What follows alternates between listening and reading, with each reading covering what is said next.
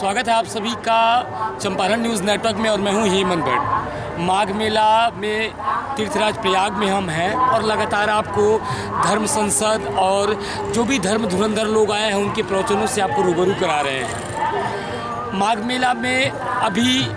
3 बजने वाले हैं और जो जनता है वो अलग अलग राज्यों से आई और इतनी अधिक संख्या में लोग आए हैं कि पता चलता है कि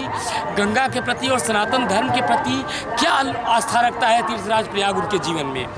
तीर्थराज प्रयाग की अनेकों कहानियां हैं जो वेद और पुराणों में गाई जाती हैं। आप भी देखें इस विशेष रहस्य को और बने रहें सत्याग्रह की इस यात्रा के साथ। नमस्कार। तीर्थराज प्रयाग से एक अद्भुत कथा, त्रिवेणी संगम और तीर्थराज प्रयाग की अद्भुत महिमा का विश्लेषण हम और आप चंपारण न्यूज़ नेटवर्क पे देख रहे हैं। माँ गंगा के अवतरण की कथा बड़ी ही अद्भुत है। राजा सगर के 10,000 पुत्रों की आत्म शांति के लिए भगवान राम के पूर्वज भगीरथ माँ गंगा को धरती पे लेके आए। उनकी कई पीढ़ियों ने तपस्या किया, लेकिन तत्पश्चात भगीरथ की जो तपस्या थी वो सफल हुई और माँ गंगा पृथ्वी पे आने को तैयार हुई। भगवान शंकर की जटाओं में लिपट कर के गंगा प्रयाग तक पहुंची और आज आप सभी उसी तीर्थराज प्रयाग से ये दृश्य देख पा रहे हैं। गंगा यमुना का ये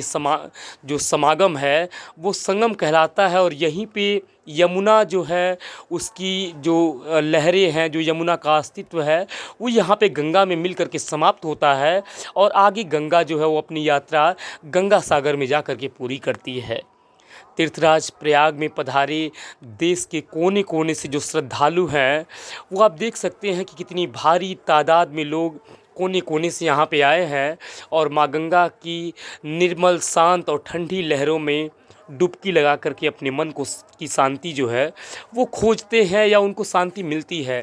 लोग कहते हैं पतित पावनी माँ गंगा ने इस जीवन के लिए सबसे बड़ा जो कृषि के लिए मानव के जीवन में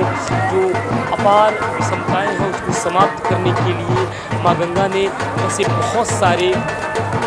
जो चमत्कार है वो मानव सभ्यता में किए और जिसका जो इतिहास है, जिसका जो वर्णन है वो वेदों ने, उपनिषदों ने अपने अपने काल में अपने अपने तरीके से अपने अपने जो व्याख्यान है वो किया है। लेकिन सबसे जो रोचक कथा है वो ये है कि जो तीर्थ है, जो तीर्थराज प्रयाग है उसका महात्म इतना बढ़ क्यों जाता है कि पूरे देश से जो लाखों करोड़ों लोग हैं वो जो माघ मेला है, जो माघ का समय है, जो मौनी अमावस्या है, बसंत पंचमी है, मकर संक्रांति है, इन अवसरों पे नहाने आते हैं। सबसे बड़ा कारण ये है कि लोगों की अपनी जो मान्यता है, जो हिंदू सभ्यता है, जो सनातन धर्म के लोग हैं उनका ये मानना है कि माँ गंगा से उनका जीवन और मरण दोनों का जो मोक्ष है वो जुड़ा हुआ है और इसी मोक्ष की तलाश में लोग हजारों लाखों किलोमीटर से दूर खिंचे हुए इस तीर्थराज प्रयाग में आते हैं। आप स्वयं देख सकते हैं कि तीर्थराज प्रयाग जो मोक्ष को देने वाले हैं उनकी कथा अलग अलग साधुओं और महात्माओं के द्वारा आप निरंतर सुनते हुए आ रहे हैं और हम और आप गंगा स्नान के इस अंतिम दौर में बहुत सारे लोगों से बातचीत कर रहे हैं और बहुत कुछ बताने का प्रयास कर रहे हैं तीर्थराज प्रयाग से। सबसे बड़ी बात ये कि हम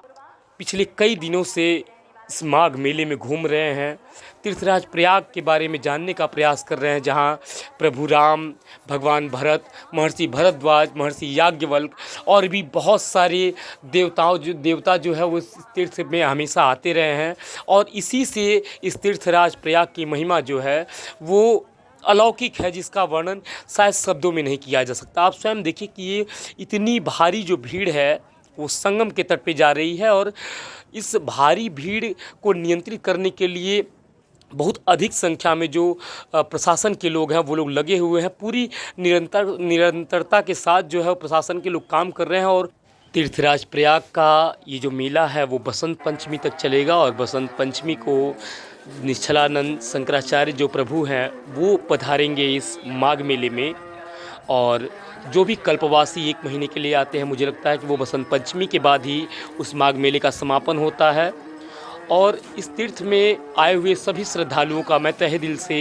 स्वागत करता हूं, अपनी तरफ से उनको प्रणाम करता हूं, उनका अभिनंदन करता हूं और आप सभी श्रद्धालुओं को, जो हमारे व्यूवर हैं, उनको मैं धन्यवाद ज्ञापित करना चाहता हूं।